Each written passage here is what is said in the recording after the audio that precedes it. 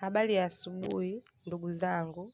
Huyu mtoto mnaomuona hapa amepotea, ametokea Tunduru. Alitumwa maji na mtu asiyefahamika.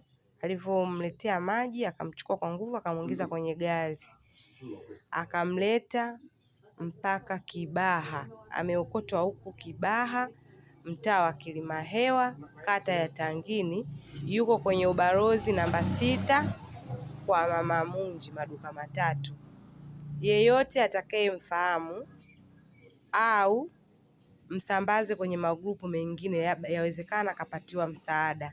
Lakini yeyote atakayemfahamu apige simu namba 0692347458, 0692347458. Mama Munji, balozi wa mtaa wa maduka matatu. Anasoma shule ya msingi